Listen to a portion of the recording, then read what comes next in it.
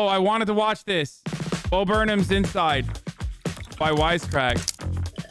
What's up, guys? Michael here, and today I have to eat before I do fucking PO box and unban requests and shit. So I'm gonna channel the spirits of my philosophical forefathers to check out Bo Burnham's new Netflix special, Inside. Now, while most of us have spent the past year or so learning how to make bread or developing adult onset agoraphobia, Bo Burnham was writing, filming, editing, and performing in a comedy special that mixes stand-up, sketches, and songs. Show off. And while we found plenty to overanalyze in Burnham's past work, we were surprised by how explicitly philosophical he gets in this special. There are so many songs in the past about working class jobs, but not a lot about the labor exploitation of the modern world. So that was the idea here. So we figured it warranted another edition of A Philosopher Reacts. Now, Bo covers a lot of ground in the special, but I want to focus on two interrelated themes: self-examination and a little thing called capitalism. Oh, and also, Jeffrey, you did it.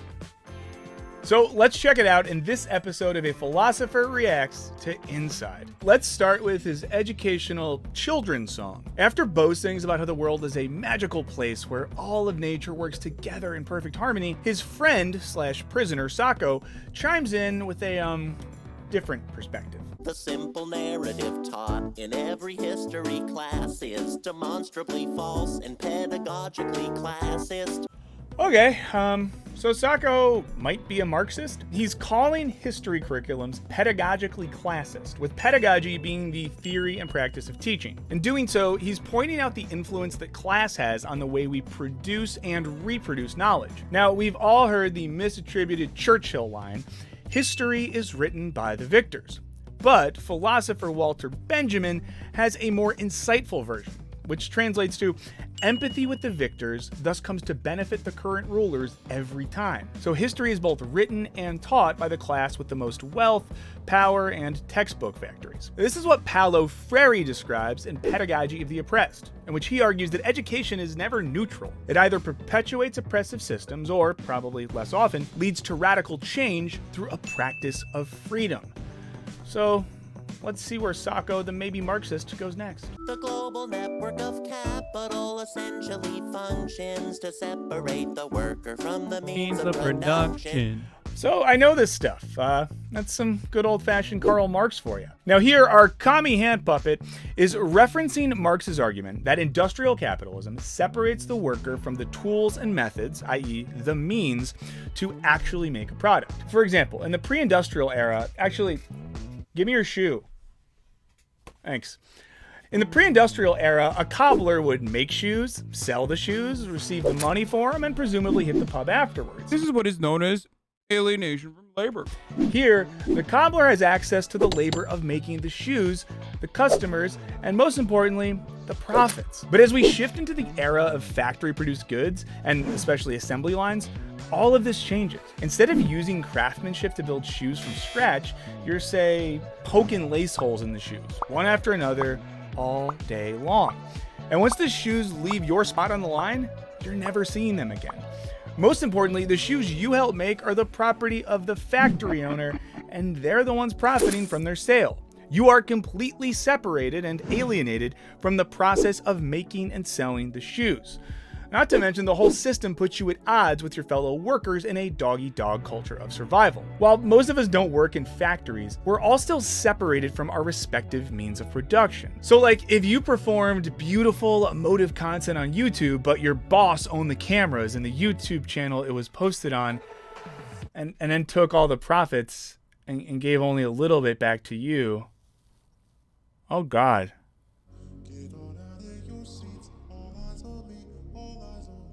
The point is that in Marx's view, all of this is endemic to how capitalism and the world works. And the FBI killed Martin Luther King. Okay, this one might be a conspiracy theory, but the FBI absolutely killed Fred Hampton.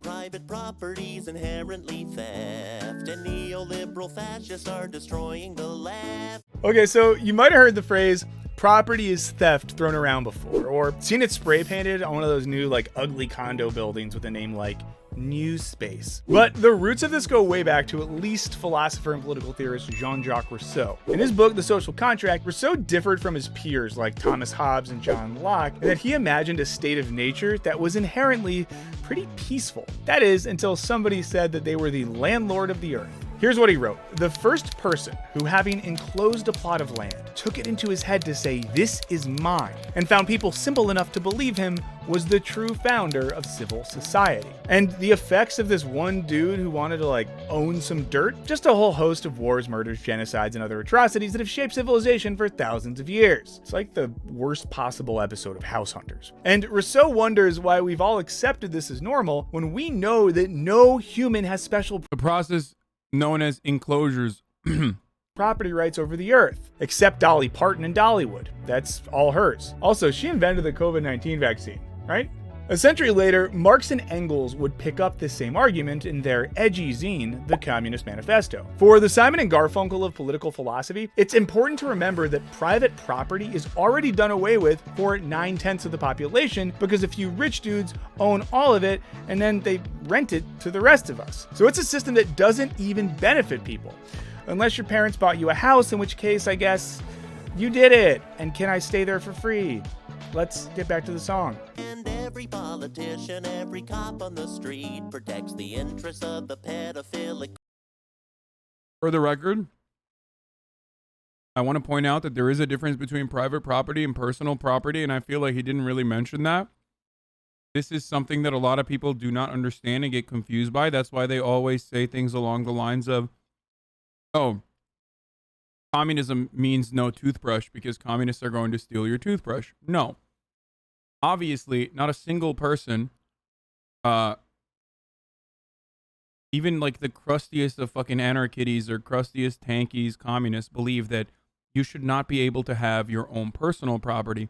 Private property, on the other hand, is parasitic in the sense that you are renting and utilizing your pre-existing capital that you've most likely accumulated either as a consequence of intergenerational wealth, but like at some point because of enclosures and at some point because of having access to more money, you are purchasing land, making it virtually impossible for others to do the same thing, and then simultaneously renting that out to the people who now no longer can purchase that. It's the difference between having something that you use for your own personal benefit to having something specifically as an investment.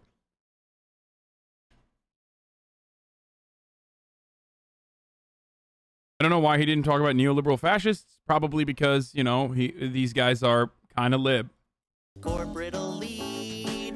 Well, Sacco clearly read those Q posts that his Aunt Shelley has been sending him on Facebook. Okay, there's a lot more in the segment, but I want to jump ahead and see what Bo has to say about self-examination and how it can help us, well, shut the f*** up.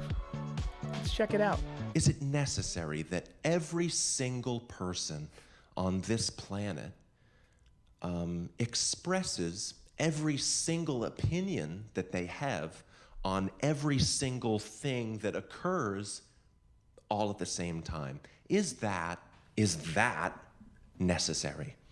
Or to ask it a slightly different way. This one's for you fucking radlib zoomers in my chat. Can anyone shut the f*** up? Okay. Now, this actually makes me think of one of Plato's little stories called Crito. In it, Socrates' friend Crito tries to break Socrates out of prison before he gets executed. Instead of going all Shawshank Redemption, though, Socrates is like, nah, bro, let's talk about the meaning of truth. Crito is worried that if Socrates doesn't bust out, everyone in Athens will think Crito and his buddies are punks for letting Socrates die, and their opinions have him stressed. Socrates' response is basically that if you care about all the opinions everyone is expressing out in the streets, you're going to lose sight of truth and wisdom. Now, jump to 19th century Denmark, and philosophy's favorite sad boy, Soren Kierkegaard, who, now that I think of it, has major Burnham vibes, used a similar perspective to criticize the media of his day. He thought that the advent of publishing made it possible for people to eat up all the bullshit that angry journalists and slick advertisers published while never having to really JCS, once again, kindly requesting Hassan the Hun refrain from streaming our private content on his Twitch. Your reactions are great, and feel free to use anything from our YouTube channel, but if it's pirated from our Patreon and re-uploaded by some random, please just watch it off stream. Sorry about that, man. Loudest noise ever recorded from a living I will not do that.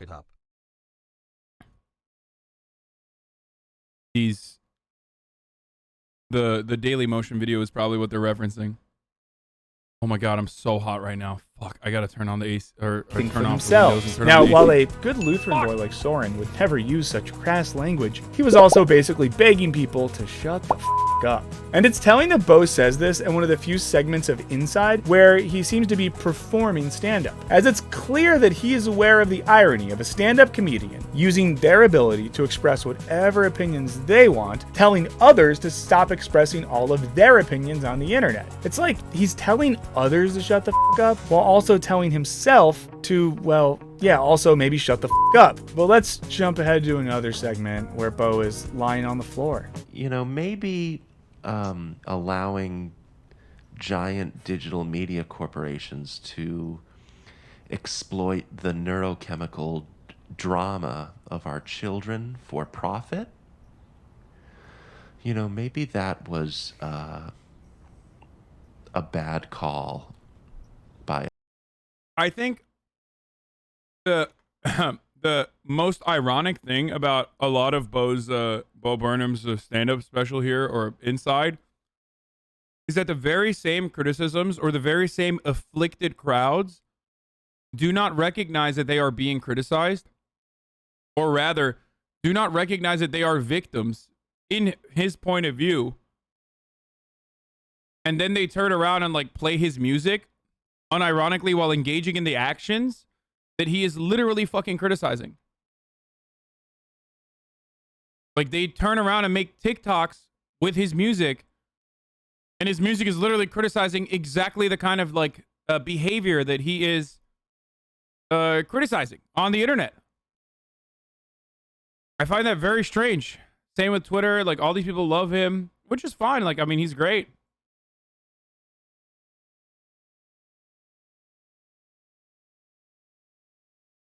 But you know, yeah, actually, someone just said fortunate son. That's exactly what that's like.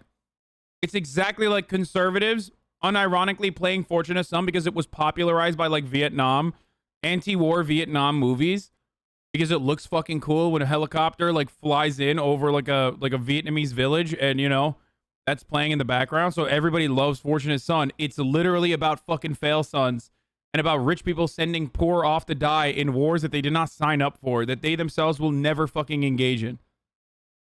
Us. Okay, so his floor ramblings here bring us back to the theme of alienation under capitalism. Now here he's pushing things past what 19th century thinkers like Marx could have considered, and talking about how media and tech companies have figured out how to use our literal brain chemistry to turn us into a bunch of little addicts who hunch over our devices all day while they use our attention to extract data and profit. And apparently we're fine with letting children's brains get mined for clicks and content, even if it makes them depressed, anxious, and pretty obnoxious. In other words, less talented Bo Burnhams. Maybe the flattening of the entire subjective human experience into a lifeless exchange of value that benefits nobody except for, you know, a handful of bug-eyed salamanders in Silicon Valley. Maybe that as a way of life forever. Maybe that's not good. Okay, well here, Bo is starting to touch on what Marx called commodity fetishism, which is when we treat objects and goods like they have some type of magical value disconnected from the labor that creates them. Now, we begin to see things valued not for their practical use, but for their market value. So, a Pokemon card becomes detached from how much... To be fair, I feel like this is pretty funny because like the factors that contribute to valuing something are difficult to discern, which Karl Marx himself also tried to solve, right? But at the same time, the top of the hour ad break that comes for 60 seconds, I mean, it's priceless if you're able to avoid it. Yeah, you can put a price on it, $5 subscription, a Twitch Prime, which is free, or an ad block, or a VPN. But ultimately, the feeling of getting absolutely fucking jebaited when the ad break comes because you didn't realize that segue was coming right there, well, that feeling is priceless to the streamer, I'll tell you that much. I don't know about the watcher. I don't know about chat, but fuck me, that is priceless, dude. Holy fucking shit, I feel good about that one, boys. Oh, I feel good about that one, boys. Ooh. Here's the 1 minute ad break now.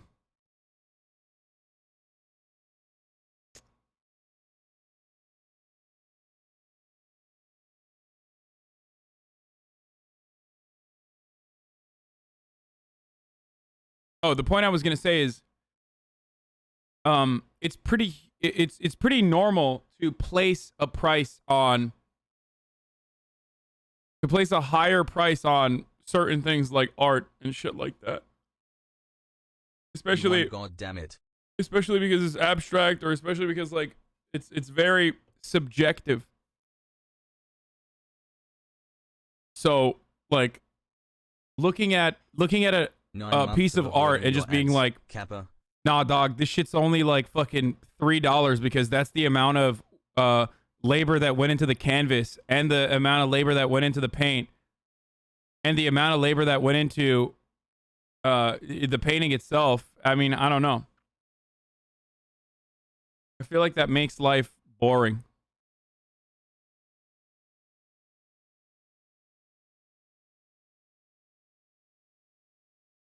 There are things that aren't practical but still have value. No, for sure. Hassan quoting Marx and turning it into an ad for Amazon out of all things is a chef's kiss. 1010. Oh, for sure.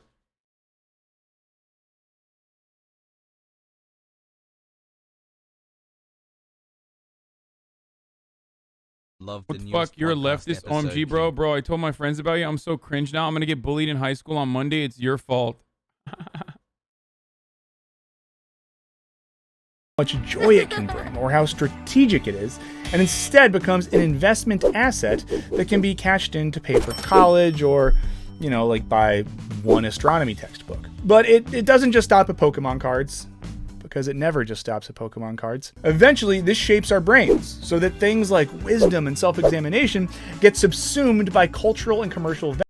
Also, for the record, I think it's virtually impossible to mathematically figure out the price of labor and then utilize the labor theory of value to like most ethically fucking price people and price things and continue doing so. Tanky's Malding, no shot, dude. No, I think like Orthodox Marxists will probably still agree with that. I love your style.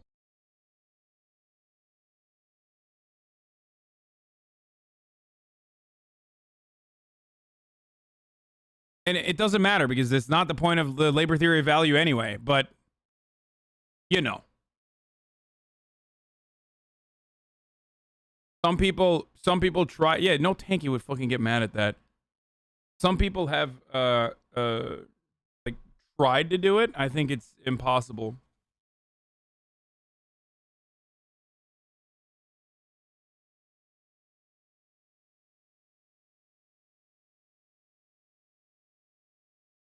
Marx's value theory is not talking about concrete labor, but abstract labor, which cannot be measured concretely.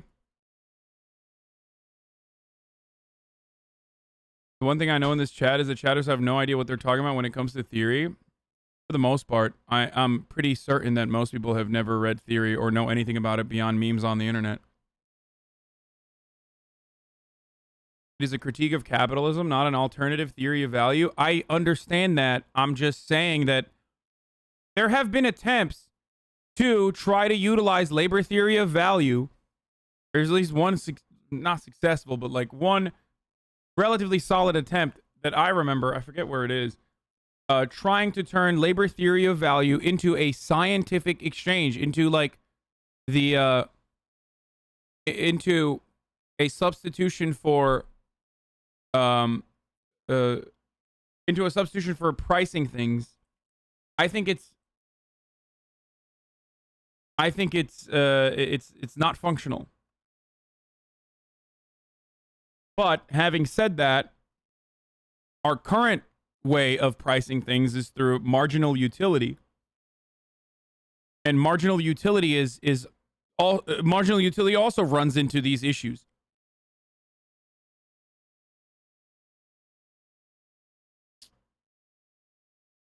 Econophysics is an entire field trying to quantize value and failing. Happy 4 months, gang. But you can't. Because ultimately, you run into the problem of, like, what if someone fucking doesn't want ice cream, okay? Does the price of ice cream rise when it's warmer? Does the price of ice cream change depending on the individual? What if you don't want to pay for it like that?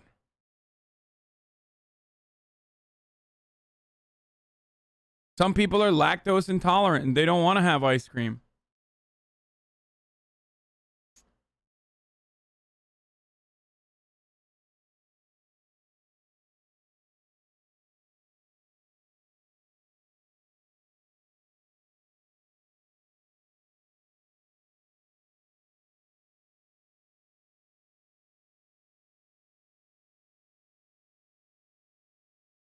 Like, if we're trying to identify value, someone with a sweet tooth is going to fucking find ice cream significantly more valuable than someone that doesn't have it.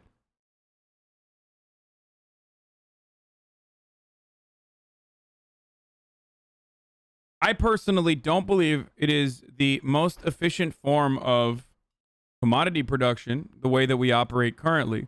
And the reason for why I don't believe that is threefold. One, we already engage in central planning to a certain degree, whether it be Amazon internally utilizing central planning and computer systems to make sure that they do not have a lot of surplus, which they still fail to do so, but they account for all of that.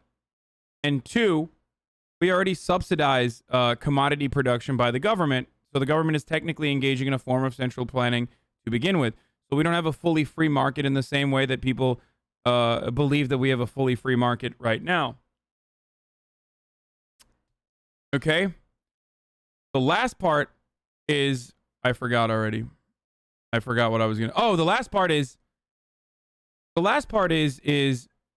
the reason why I say it's inefficient, or at least unethical, I would go so far as to say, is because that way of distributing commodities is not by need, but rather by who has the capacity to pay. So we end up with the American healthcare system, for example. It's not about who can actually, or it's not about who needs the food the most. It's about who can pay for it. A common example that you can use in a situation like this is food for your cat, right? Under our current organization of the economy, under capitalism, it does not matter if there are starving people on the streets. If we have food that is readily available, the rich person can feed themselves, and instead of taking the surplus, the rich person will be able to purchase the food for their cat before we purchase the food for the homeless people or the people that need it.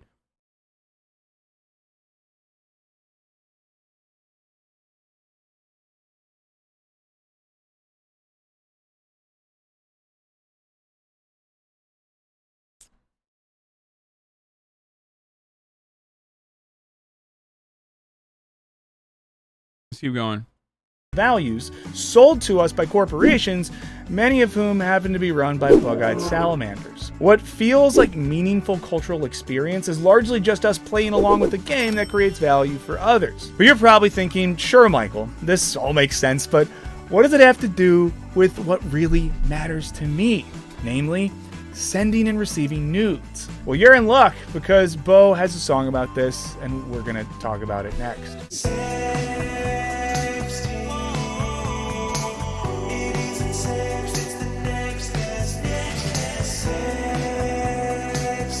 Bro, I talked about theory for 2 seconds in the most basic way possible on top of an already entertaining video, and like 2,000 people were like, nah, fuck this, dude. Actually a good song though. It's like a joke, but it's like, I never want any information to fit inside of my cranium that's not an immediate reaction to some murder mysteries. a good song. It's kind of confusing. Okay, so in this song, we're seeing how sex and romance get packaged up and become a digital product that's tied into the tangled web of clicks and content. Burnham's already focused on the way in which both content, attention, and even the loss of a loved one become commodities in the age of digital capitalism. Here, by pointing out the way in which sexting is the next best thing to actual physical contact, he's showing how even our sex lives can be used to keep us glued to our devices, creating more data and ad revenue for Jeffrey and the boys. And we all know it's only a matter of time before there is a new cryptocurrency called coin that's mined by having tons of digital sex, which I mean, it's like kind of hot, I guess. But this is how French philosopher Alain Badiou describes the digital version of love we get on dating apps like Tinder and Bumble. Now, he calls it love comprehensively insured against all risks. You will have love, but will have assessed the prospective relationship so thoroughly, will have selected your partner so carefully by searching online, by obtaining, of course, a photo, details of his or her taste, date of birth, horoscope sign, etc., and putting it all in the mix. You can tell yourself, this is a risk-free option. Now, basically, rather than love being a passionate adventure that could end up with my homecoming date Christine ditching me to hang out with older guys, which is a thing that happened, it's just another product being sold to us by the bug-eyed salamanders in Silicon Valley. Okay, let's jump ahead a bit, and we're gonna see what Bo has to say about you becoming one with the internet. That the outside world, the non-digital world, is merely a theatrical space in which one stages and records content for the much more real, much more vital digital space. I also just realized he doesn't have his shirt on at that part, but that's cool. Now, this goes with the sexting stuff we just talked about, because when digital space is where data can be mined like a natural resource and attention can create profit, then the digital world becomes the real world, because what's more real than profit? And consequently, non-digital space starts to only exist to serve this digital space. It's like the Museum of Ice Cream. It sounds awesome. I mean, a museum of ice cream. But it ends up just being this massive excuse for Instagram moments. It's not there to celebrate the delicious wonder of frozen milk, eggs, and sugar. It's just another place that facilitates content that will exist in a digital space and ideally create engagement and help sell advertising. I note the irony of this. So let's close with one of a great example, dude. the last songs in the special where Bo does his best Yeezus-era Kanye impression. You say the ocean's rising like I give a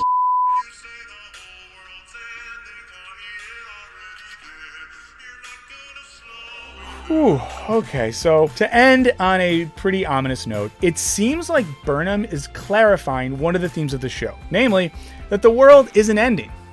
It's already over. He's not looking for signs of hope within the current system, as it's this very system that's created the problems he's been exploring throughout the special. He's basically saying that our best case scenario is moving around the deck chairs on the Titanic before the iceberg finishes us off, which, yeah, it's pretty dark. But because it's better for our advertisers if you walk away feeling happy, I'll give the last word to German philosopher Walter Benjamin, someone whose spirit seems to be haunting Burnham's guest house. He wrote, "It is only for the sake of those without hope that hope is given to us." So who knows? Maybe we're not totally screwed. But what do you guys think? As a year stuck nose, Wait, what did he for the say? sake of those without hope, that hope is given to us. So Wisecrack's analysis is analysis. You should have connected the ice cream example to the board. Did you talk about Bo coming on the broadcast? I DM'd him the other day, like yesterday, and I just said, like, after I've finally like gotten over the shell shock of your kind words, and you know, let me know if you ever want to hang out. And he left me on red. It sucks, but what are you going to do? Also,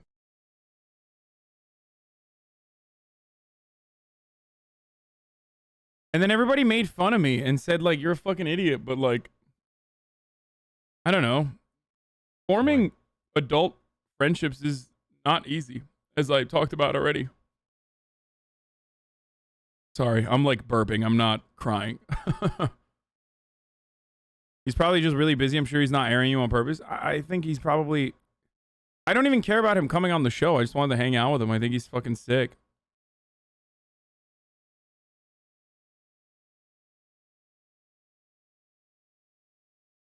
If you want a friend, buy a dog. I mean, I have friends, dude. I just thought that it would be cool to hang out with them.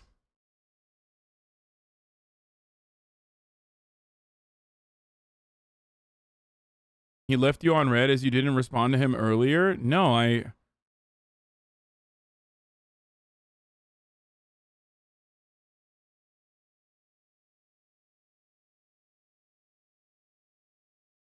hang out. RO full. Raffle. Are you 15? Are you 15? Who the fuck says raffle, dude? Are you actually rolling on the floor laughing, brother?